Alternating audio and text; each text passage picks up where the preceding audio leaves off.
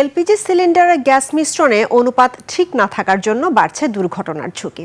গবেষকদের দাবি, বিস্ফোরণ এড়াতে 90% অটোগ্যাস স্টেশনগুলোতে নেই পর্যাপ্ত ব্যবস্থা। পাশাপাশি বাসাবাড়িতে নিয়মিত হয় না সিলিন্ডার পরীক্ষা।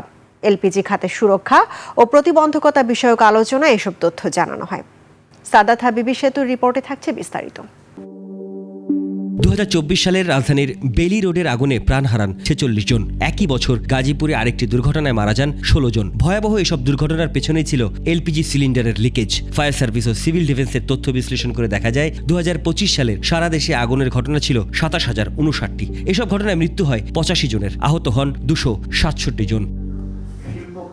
রোববার বাংলাদেশ এনার্জি রেগুলেটরি কমিশন বিইআরসিতে এলপিজি খাতের সুরক্ষা আর প্রতিবন্ধকতা বিষয়ক এই বৈঠক, যেখানে সামনে আসে বাসাবাড়ি থেকে শুরু করে অটো গ্যাস পাম্পগুলোর নিরাপত্তা ঝুঁকির ইস্যু।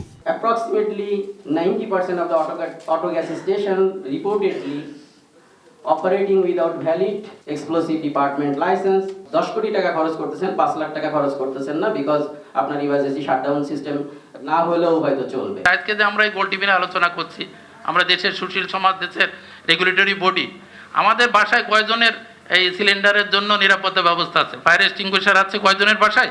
কয়জনের বাসায় ফায়ার ব্ল্যাঙ্কেট আছে? নিজেদের নিরাপত্তা ঘাটতি আছে স্বীকার করলেও অটো গ্যাস স্টেশনগুলোর চাওয়া কমপ্লায়েন্সের মধ্যে থেকে ব্যবসা বান্ধব এলপিজি নীতি। সামনে আসে গ্যাস সিলিন্ডারের তদারকিতে বিস্ফোরক অধিদপ্তরের সীমাবদ্ধতা। প্রবলেমটা হচ্ছে যে বিস্ফোরক অধিদপ্তর থেকে কেউ যদি একটা লেআউট অ্যাপ্রুভাল নিতে হয়, তাকে রিলেটেড আরো 10-12টা প্রতিষ্ঠান থেকে ক্লিয়ারেন্স নিয়ে আসতে হয়।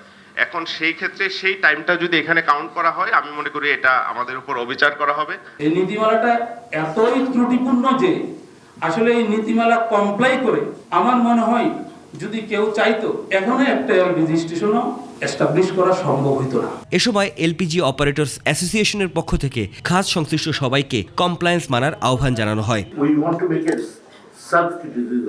আমরা চাই যে কি how do we go forward. আমরা সেফটি নিয়ে অত মাথা ঘামাই না, যেটুকু আমরা মুনাফা নিয়ে ঘামাই। অনুষ্ঠানে ঘুরে ফিরে সামনে আসে এলপিজি সিলিন্ডারের ব্যবহারকারীদের সচেতনতার বিষয়। But we are careless. Sadat Habibi Setu, 21 television, Dhaka.